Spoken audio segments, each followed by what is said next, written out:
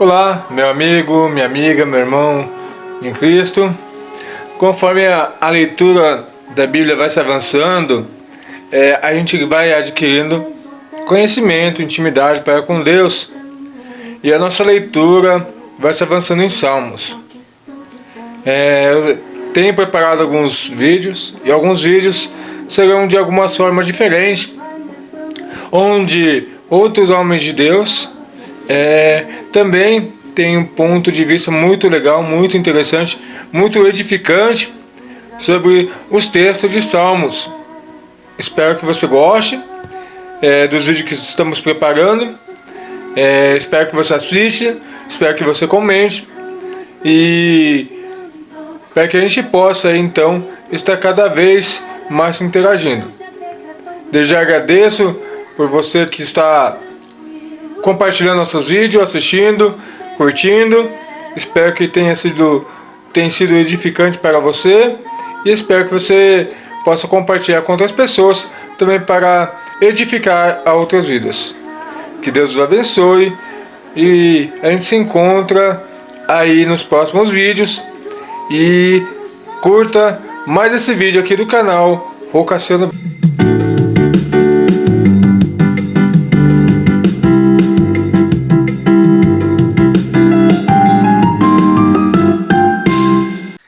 Vocês sabem, a gente tem, nesses últimos dias, no mês de julho especificamente, pensado sobre adoração. Afinal de contas, a gente se reúne aqui toda semana, a gente canta essas músicas bonitas, a gente está junto um com o outro, a gente escuta uma palavra e isso tem a ver com o que a gente chama de adoração, que é uma maneira de mostrar gratidão a Deus pelas coisas boas que chegam à nossa vida. A gente sabe, temos falado várias vezes, que adoração é mais do que isso, tem a ver com o tipo de vida que a gente vive, reconhecendo quem Deus é e o que Deus faz. E hoje eu quero convidar você a acompanhar comigo, a gente vai falar a como fazer a adoração, como cultuar. O que está envolvido nisso? A gente chega numa sala e fala, quais são os elementos que precisam estar lá? A gente imagina que deve ter um sofá, que deve ter uma mesa, uma estante, umas cadeiras. E na adoração, particularmente na adoração em conjunto, quando a gente se reúne para fazer essa festa de seguidores de Jesus, no final de semana, no domingo, o que está envolvido nisso? Então, eu vou convidar você a acompanhar comigo o Salmo de número 40. Esse Salmo, hoje nós vamos acompanhar aí a leitura. Esse Salmo vai dizer o seguinte, acompanhe com atenção o texto que diz, coloquei toda minha esperança no Senhor, Ele se inclinou para mim e ouviu o meu grito de socorro. Ele me tirou de um poço de destruição, de um atoleiro de lama, pôs os meus pés sobre uma rocha e firmou-me num lugar seguro. Pôs um novo cântico na minha boca, um hino de louvor ao nosso Deus. Muitos verão isso e temerão e confiarão no Senhor. Como é feliz o homem que põe no Senhor a sua confiança e não vai atrás dos orgulhosos, dos que se afastam para seguir deuses falsos. Senhor meu Deus, quantas maravilhas tens feito, não se pode relatar os planos que preparaste para nós. Eu queria proclamá-los e anunciá-los, mas são por demais numerosos. Sacrifício e oferta não pediste, mas abriste os meus ouvidos. Holocaustos e ofertas pelo pecado não exigiste. Então eu disse, aqui estou, no livro está escrito a meu respeito, tenho grande alegria em fazer a tua vontade, ó meu Deus, a tua lei está no fundo do meu coração. Eu proclamo as novas de justiça na grande assembleia, como sabe, Senhor, não fecho os meus lábios. Não oculto no coração a tua justiça, falo da tua fidelidade. E da tua salvação não escondo da grande assembleia a tua fidelidade e a tua verdade. Não me negues a tua misericórdia, Senhor, que o teu amor e a tua verdade sempre me protejam, pois incontáveis problemas me cercam, as minhas culpas me alcançaram e já não consigo ver. Mais numerosos são que os cabelos da minha cabeça e o meu coração perdeu o ânimo. Agrada-te, Senhor, em libertar-me. Apressa-te, Senhor, a ajudar-me. Sejam humilhados e frustrados todos que procuram tirar minha vida. Retrocedam desprezados os que desejam a minha ruína. Fiquem chocados com a sua própria desgraça, os que zombam de mim. Mas regozijem-se e alegrem-se em ti todos que te buscam.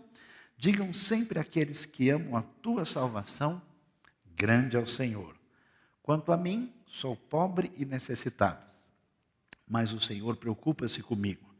Tu és o meu socorro e o meu libertador, meu Deus, não te demores. Não sei se a gente faz ideia o que está envolvido num salmo como esse e como os demais salmos. Os salmos são experiências profundas que pessoas tiveram com Deus, e aquilo mexeu tanto no coração, na vida pessoal, que essa pessoa registrou isso numa poesia. Essa poesia foi tão valiosa que ela começou a se multiplicar na comunidade do povo de Israel, e essa poesia foi reconhecida como uma poesia diferenciada e passou então a fazer parte da grande memória espiritual do povo. E mais tarde a Bíblia vai dizer que isso foi inspirado por Deus como palavra divina para a nossa orientação. E é interessante, se você observar, se você estudar o livro de Salmos, você vai ver que tem salmos que estão ligados a Moisés, como é o Salmo 90. Você vai ver que tem salmos ligados a Salomão, salmos ligados a Davi e a descendentes de Davi, e salmo que foi escrito depois que o povo veio da Babilônia. Se você for ver o Salmo 137, ele vai deixar claro que foi um salmo escrito depois que o povo retornou do cativeiro, do exílio na Babilônia. E é muito interessante a gente observar o que aconteceu. Essas poesias foram colecionadas, ajuntadas em 5 livros diferentes, e depois foram reunidas para fazer uma espécie de inário, de livro de cânticos que foi utilizado no templo de Jerusalém para que o povo viesse adorar a Deus. Por isso que tem aqueles títulos no começo dos salmos, por isso aparece aquela palavrinha chamada Selá, era uma orientação de como a gente deveria adorar. E então, é interessante ver esse Salmo 40, está quase no final do primeiro livro dos Salmos, que vai, na verdade, até o Salmo 41, e nessa primeira parte, muitos salmos são ligados a Davi. E a gente começa a ver o início do salmo, você pode observar, ele diz que ele colocou toda a sua esperança no Senhor, e Deus se inclinou para ele, e ele ouviu o seu grito de socorro. Ele o tirou de um poço de destruição, de um atoleiro de lama, pôs os seus pés numa rocha e firmou num local seguro. Então, o que a gente descobre que faz parte? Isso é interessante. Não sei se você já pensou nisso. Porque esse salmo está composto e reunido para as pessoas levarem o salmo como um cântico dedicado a Deus. E ele começa falando da constatação do seu sofrimento, da sua tribulação. A gente pensa ao contrário, né? Eu vou na igreja, eu vou me arrumar direitinho, eu vou ficar todo especial, eu vou ficar diferente, eu vou varrer a sujeira para debaixo do tapete, para todo mundo ficar feliz. E no Salmo, a coisa funciona diferente. É um reconhecimento dos problemas, das aflições, das dificuldades e das dores. A gente não sabe, talvez a dor fosse tão grande, pode ser que o rei está falando de uma situação de perseguição, em que ele tivesse numa situação de perigo de vida. Essa expressão que a gente tem aqui, que Deus tirou ele de um poço de destruição, um atoleiro de lama, e colocou os pés dele numa rocha, pode ser uma referência talvez a uma enfermidade, ou uma situação de perigo diante dos inimigos. Então, o que a gente faz? Quando a gente cultua, quando a gente se reúne para adorar, quando nós estamos diante de Deus, uma das coisas importantes é apresentar as nossas aflições e sofrimentos. Isso é complicado, porque tem gente que é metido demais para admitir que tem aflição e problema. Ele faz aquela cara, aquela pose, né, de importante, e jamais ele faz qualquer movimento para dizer, ó, eu estou numa situação de necessidade. Existe essa coisa que religioso tem muito, que é o mascaramento da situação. Mas a grande verdade é que todos nós, numa medida maior ou menor, enfrenta dificuldade. E muitos dizem, não, eu resolvo sozinho, eu não preciso de nada. Mas a Bíblia diz que não, se você cultua, você tem todo o direito e responsabilidade de colocar a sua tristeza diante de Deus. O salmista faz isso assim abertamente. Claramente a sua aflição é definida e apresentada dizendo, olha, pessoal, quando a coisa ficou difícil para mim, a minha única solução foi colocar toda esperança em Deus para resolver aquilo que não tinha solução. Isso vale para conflito familiar, isso vale para problema financeiro, isso vale para enfermidade, isso vale para dificuldade, isso vale para nó cego que a gente não tem como explicar. Às vezes você vai conversar com a pessoa, qual é o seu problema? Ela chora, grita, uiva, né? Imita o zoológico todo e não consegue explicar, porque o negócio é muito difícil. Então, a gente chega diante de Deus com a nossa dor, e isso faz parte do caminho do adorador. E a gente continua lendo o Salmo, ele vai dizer um negócio interessante.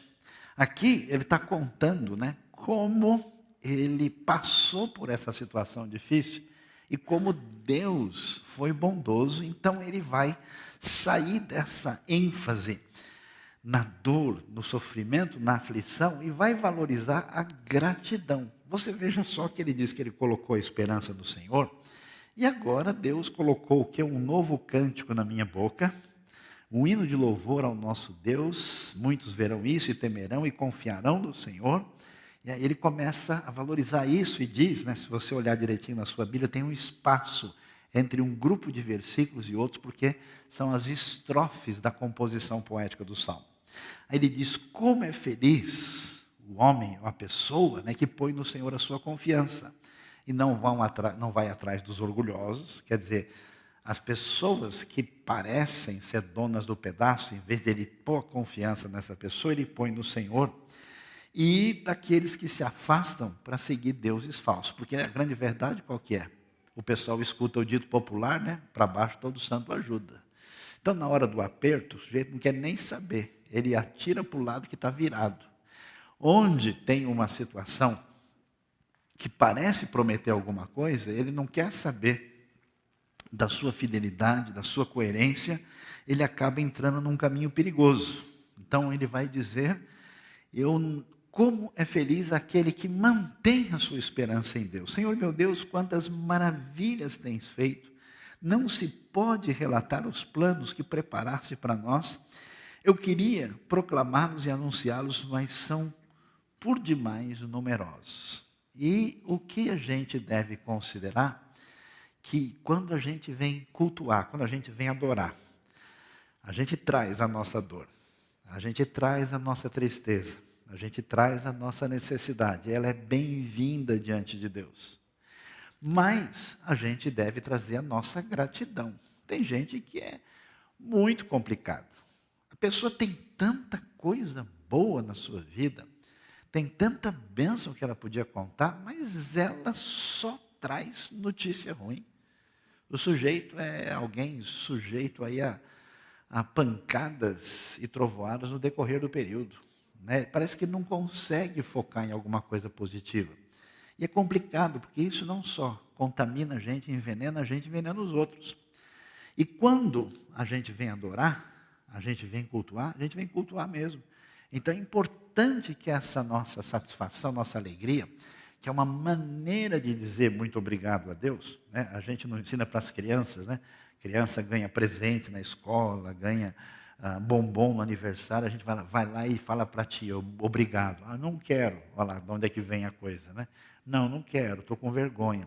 Aí você insiste, a criança vai lá, pois é, Deus está dando para você, ó, menininho, menininha, agradece o bombom, deixa de ser, né, arrogante, metido, e expresse a sua felicidade pelas coisas boas que Deus tem nos dado. A gente não faz ideia quanta coisa extraordinária acontece na nossa vida todo dia. Para começar, se a gente estudasse um pouquinho mais, isso ajudaria bastante. Se a gente soubesse que o nosso planeta, qualquer variaçãozinha dele, todo mundo desapareceria, e que Deus mantém isso sustentado durante tanto tempo, a gente talvez fosse agradecer a Deus de maneira muito especial. Se a gente soubesse todos os genes letais que estão no nosso organismo, todos os problemas biológicos de saúde possíveis, a gente vai ver que a gente fica pouco doente. Quando acontece um negócio meio complicado, a gente para prestar atenção e fala, puxa, eu estou vendo que o negócio está difícil, porque o resto está tudo funcionando. Quem estudou um pouquinho mais sabe, né, da fragilidade biológica que existe na nossa vida. A nossa cabeça, você ainda não ficou doido. Amém, irmãos? Alguém discorda, questiona, quer discutir, né? Porque são tantos conflitos, tantas dores, tantas dificuldades, né? Você passa por uma época de estresse por causa dos problemas da vida, você passa por uma situação difícil que esgota você fisicamente. Esses desdobramentos podem causar uma série de problemas difíceis de serem contornados. E Deus tem nos ajudado, abençoado a nossa vida. Deus tem permitido que você conheça o Evangelho. Deus tem dado tanta coisa. É que a gente é tão carne de pescoço que a gente não presta atenção nessas coisas, só vê o que é ruim. O Salmo então enfatiza isso. Ele diz, olha Deus, quanta coisa boa. Feliz é aquele que tem a certeza que pode confiar no Senhor, que não vai atrás daquilo que não deve ir. Quantas maravilhas o Senhor tem feito, não dá nem para contar, não dá nem para fazer aí um HD suficientemente grande para colocar toda a informação lá dentro. Por isso, adoração envolve esse abrir do coração para a aflição, mas envolve também a expressão da nossa gratidão. Eu vou pedir um favor para você hoje, quer dizer, se aqui eu posso pedir qualquer favor para vocês, não durma hoje sem agradecer a Deus intensamente do fundo do seu coração. Amém? Aí, o que a gente vai perceber? Na sequência, quando a gente abre o jogo da verdade e confessa a nossa necessidade diante de Deus, quando a aflição chega, quando a dor chega, em vez da gente mascarar, se fazer de forte, a gente abre o coração e aprende o caminho da gratidão, começa a adoração propriamente dita. Tem gente que não consegue entender o sentido de um culto. Para quê? Vou lá cantar, fazer isso. Bobagem. Eu vou só aprender alguma coisa. Parece que a pessoa não tem sintonia, não percebe. Olha só, quando o salmista tem a experiência com Deus, ele caminha na direção de ir para, digamos assim, o centro da adoração. Olha o que ele diz. Ele diz o seguinte, sacrifício e oferta não pediste, mas abriste os meus ouvidos. Talvez possa ser traduzida essa frase a partir do hebraico, as minhas orelhas furaste. Holocausto e ofertas pelo pecado não exigiste. Então eu disse, aqui estou, no livro está escrito a meu respeito. Essa palavra depois tem desdobramentos messiânicos mais tarde também, referindo-se ao rei davídico. Tenho grande alegria em fazer a tua vontade, ó meu Deus, a tua lei está no fundo do meu coração. É interessante, né? Por quê? Há um monte de gente que participa de um culto, de um momento de adoração, por causa da liturgia, do costume. Às vezes o sujeito nem é muito crente, mas a calça dele já é. Ela vai na igreja, volta, ela senta no lugar certo. Se ele não for, a roupa dele vai, ele já sabe os lugares certinho. Levanta na hora certa, senta, faz tudo. Existe um obstáculo para o culto verdadeiro, que é a mecânica da repetitividade. Quando a pessoa faz no automático, a pessoa já não está nem pensando no que está falando. E havia um modelo de adoração a Deus, que é muito interessante, que vem da lei, né? Pessoal, mas por que na lei está escrito que o pessoal trazia os seus animais para entregar a Deus? Que coisa estranha. Isso é ignorância de quem não conhece. Esse pessoal só tinha animais. Eles eram gente nômade, que vivia no deserto e tinha cabra e ovelha e boi. Eles iam dar o que para Deus? Não tinha dinheiro em papel, não tinha moeda, não tinha outras coisas. Essa era a vida comum. Então, a maneira como isso era entregue diante de Deus, podia virar e virava ritual. Aí o salmista dá uma profundidade e diz: Deus, o Senhor não está preocupado só da gente fazer o culto, da gente seguir o ritual, só de fazer a coisa do ponto de vista da expectativa definida. Não, o Senhor não pediu sacrifício e oferta, não é o foco último.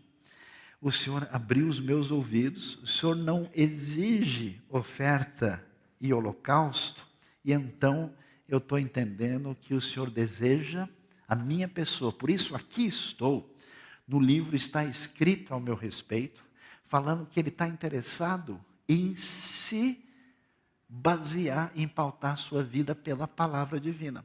Por isso que tem muita gente que tem, e muito comum, o culto falso. O que é o culto falso?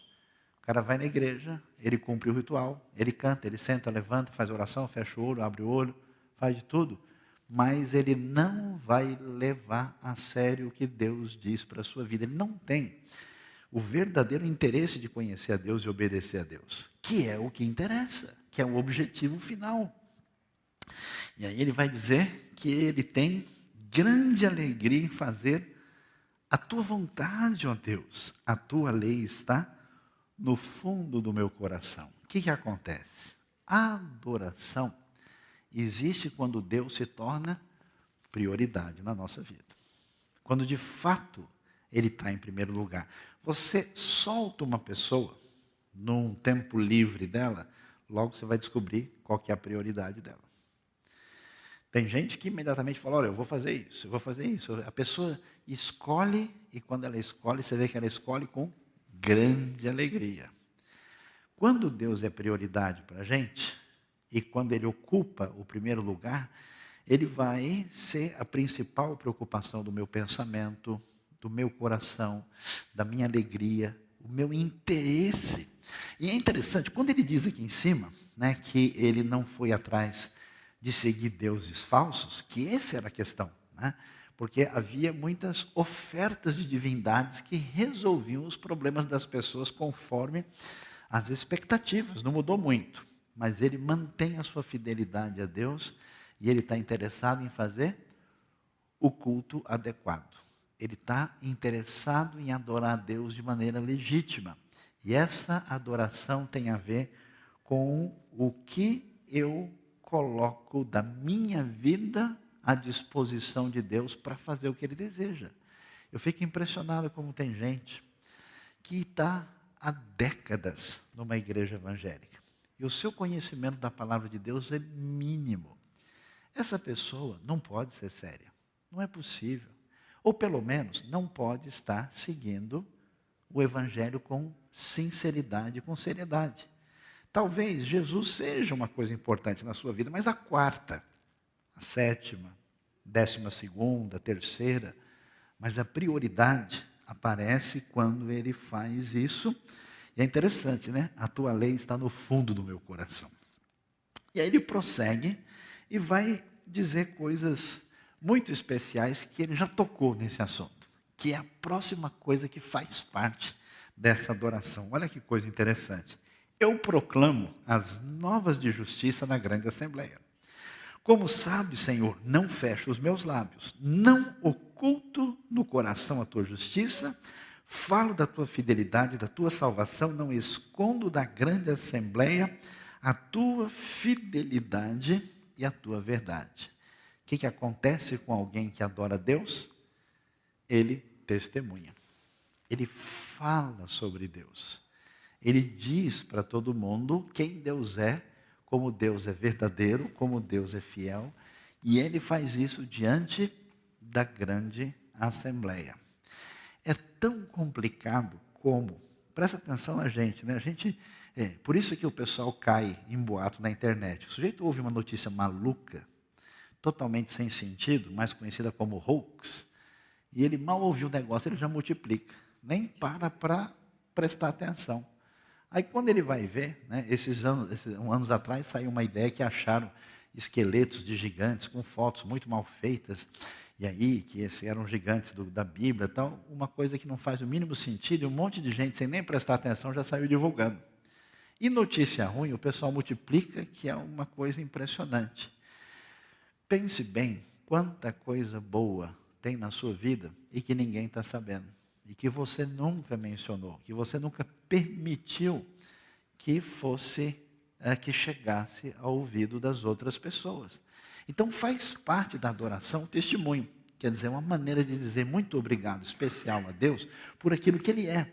Então essa adoração, ela é a exposição da verdade da aflição, ela é a manifestação da gratidão a Deus, ela é o destaque de que Deus é prioridade. Vou dizer, Deus, o Senhor é o máximo, nós vamos honrar aqui o Senhor, e a gente vai contar para todo mundo as coisas boas que o Senhor fez, o que o Senhor tem feito, o que o Senhor é. E aí ele prossegue a partir do versículo 11, e vamos ver esse trecho aqui, que começa no 11 e diz: não me negues a tua misericórdia, Senhor, que o teu amor e a tua verdade sempre me protejam, pois incontáveis problemas me cercam. Olha só, as minhas culpas me alcançaram e já não consigo ver.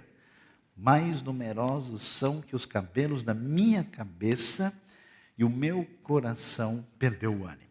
Nesse mesmo embalo ele prossegue e diz: agrada-te, Senhor, em libertar-me, apressa-te, Senhor, a ajudar-me, sejam humilhados e frustrados todos que procuram tirar minha vida, retrocedam desprezados que desejam a minha ruína. Talvez o problema do poço, né, do sofrimento que ele menciona tem a ver com essa questão dos inimigos que queriam tirar-lhe a vida. Fiquem chocados com a sua própria desgraça os que zombam de mim, mas regozijem-se e alegrem-se de todos que te buscam, digam sempre aqueles que amam a tua salvação, grande é o Senhor. Se você prestar bem atenção, o salmista agora volta a pensar nos seus problemas, no seu sofrimento, naquilo que ameaça a sua vida, naquilo que é algo difícil de entender, e ele fala: Deus, o Senhor me livrou, mas os problemas continuam. As batalhas estão aí, eu peço que o Senhor continue atuando.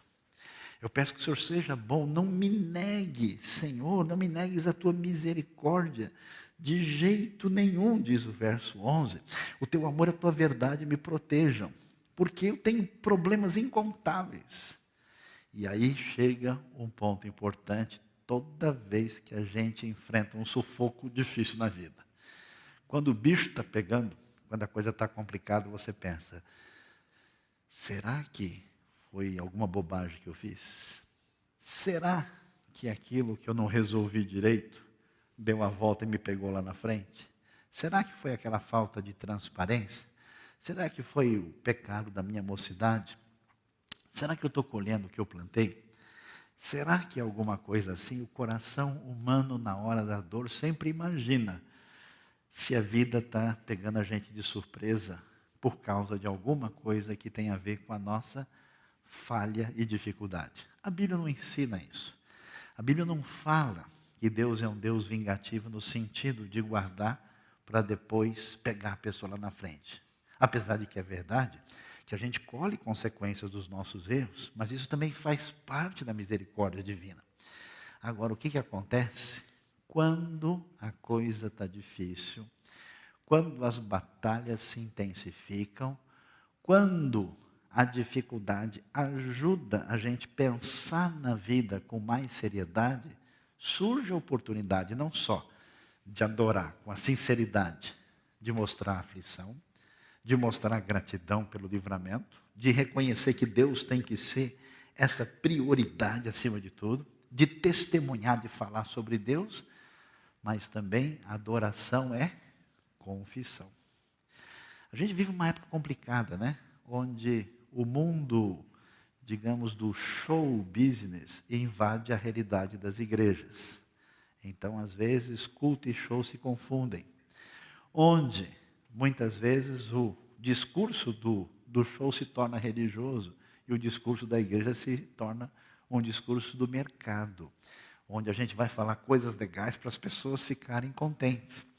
Mas isso não cura de verdade o coração das pessoas. Por isso, quando a gente cultua, a gente não só canta, não só levanta a mão, bate palma, estou alegre porque Jesus é bom. A gente também nessa hora, é a hora de pensar nas nossas pisadas de bola, nas coisas erradas que a gente faz, que a Bíblia chama de pecado. O ideal é que toda semana, quando a gente vem adorar a Deus, a gente dê uma olhadinha atrás e coloque diante de Deus. Talvez a sua impureza, a sua inveja, a sua raiva, a sua ansiedade, a sua preocupação, como se você pudesse, mediante o seu desespero, resolver alguma coisa, a sua insubordinação, a sua resposta ríspida, a sua arrogância, tanta coisa que se a gente não mantém uma vigilância e não olha, isso toma conta da gente. Você tem um bicho dentro de você, um leão, um tigre de bengala, ele morde. E cada um tem um tigre diferente, né? O seu animal feroz de estimação, que prejudica a sua vida, e a gente só vai lidar com isso se a gente abre o jogo da transparência e sempre chega diante de Deus, Deus, eu estou nervoso de novo, me ajuda. Me perdoa, Pai, eu tenho esse problema, eu tenho essa dificuldade, me ajuda a vencer isso, porque eu preciso de Ti. Adoração é reconhecer Deus como prioridade, é alegrar-se, mas é também confissão. Quando a gente vem adorar, é hora de abrir o coração e pedir perdão e pedir desculpa. Você sabe que carro que não tem marcha ré não vai a lugar nenhum, né? Bate o tempo todo. Eu conheço gente que não tem marcha ré. Ele não pede desculpa, ele não volta atrás, ele dá aquela enrolada básica.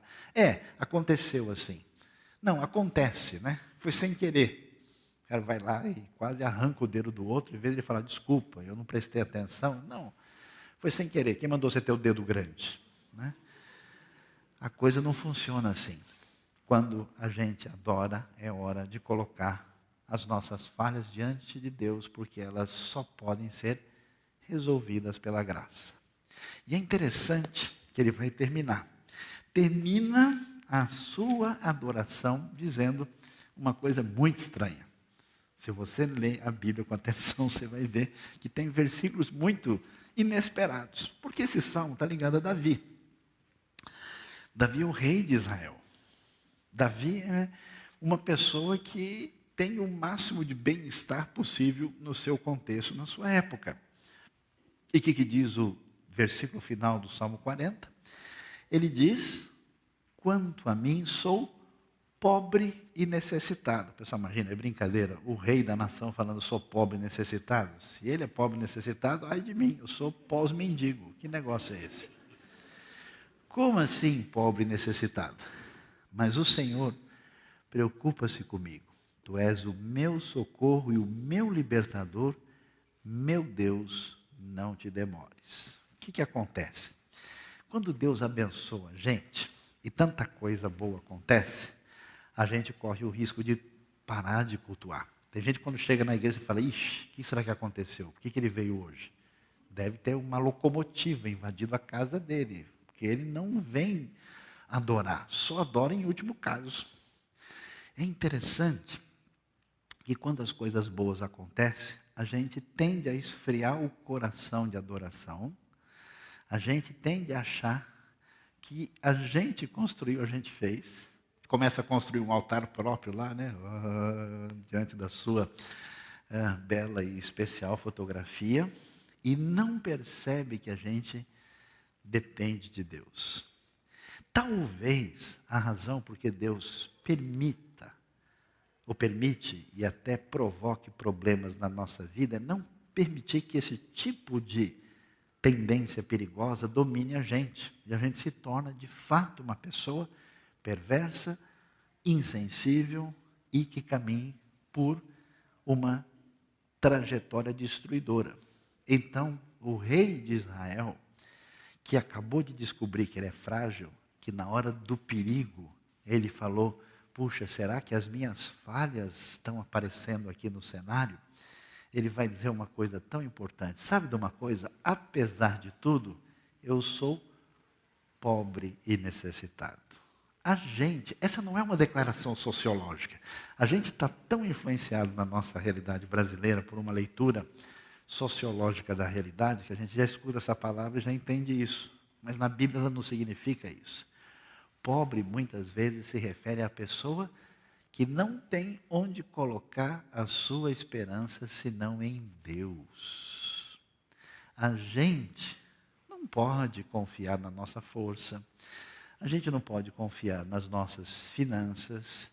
Essa crise foi assustadora. Teve gente que simplesmente viu o seu potencial econômico derreter. A gente não pode confiar na nossa sabedoria, na nossa estabilidade. A gente depende de Deus. E eu acho interessante como o Salmo faz questão de trabalhar isso na primeira pessoa do singular. Eu, quanto a mim, no meu caso, sou pobre e necessitado, mas o Senhor se preocupa comigo. É interessante que ele não fala, Deus me ajuda. Deus resolve as coisas. Ele coloca a interação pessoal. Deus se preocupa comigo e ele vai falar direto, tu és o meu socorro e o meu libertador. Meu Deus, não te demores. Ou seja, o caminho da adoração envolve uma situação de dependência de Deus. Aprender a depender de Deus. E é interessante, quando a gente coloca a força do nosso coração em qualquer coisa, a gente leva cada tombo. A gente entra numa situação de desespero. A coisa sai fora do lugar, a pessoa entra numa crise. Por isso a Bíblia diz, você não percebeu ainda. Você está de pé, você está vivo, você tem saúde, você tem conexão com Deus, porque Deus se preocupou com você. Deus quer abençoar a sua vida. Então deixe de fazer bico, deixe de fazer cara feia, deixe de se afastar de Deus. Deus quer a sua adoração. Deus quer o seu culto. Portanto, venha com a sua dor e sua aflição e apresente-se diante de Deus. Manifeste, apresente a sua alegria, a sua gratidão.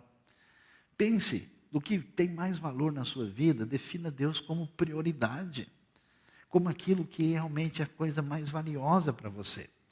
Não se esqueça de proclamar, de colocar claramente o testemunho perante os outros de quem Deus é. Às vezes eu fico assim, fazendo uma coisa que não é tão bíblica assim, xeretando o Facebook dos irmãos. Amém, irmão? Quem foi abençoado, levante a mão assim. E às vezes eu vejo uma oportunidade da pessoa, pelo menos colocar algo útil ali, alguma gratidão. Tem tanta bobagem, tanta coisa inútil, tanta coisa. Algumas que... Acho que eu vou tomar um copo d'água aqui, espera um pouquinho. Tem umas que nem compensa a gente comentar. E era uma oportunidade da pessoa dizer alguma coisa boa sobre esse Deus que abençoa a sua vida.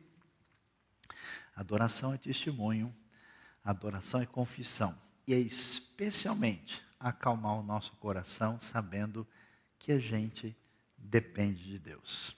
Quando a gente entende que essas 6 coisas que a gente mencionou fazem parte do culto, aí a gente pode adorar melhor. Aí o próximo cântico a gente está mais sorridente, mais feliz. No próximo momento, a nossa adoração faz toda a diferença. A gente deve entender que a gente não está numa espécie de um palco acompanhando o pessoal que está participando de uma espécie de música legal. A gente não está simplesmente reunido porque o café lá é gostoso. A gente não está simplesmente porque... Não, a gente está adorando a Deus e isso faz parte da adoração conforme a palavra de Deus. Amém? Deus abençoe a nossa vida. Deus abençoe o nosso coração nesta noite. E a gente vai prosseguir no nosso culto, neste momento, com uma oportunidade de colocar as nossas necessidades diante de Deus.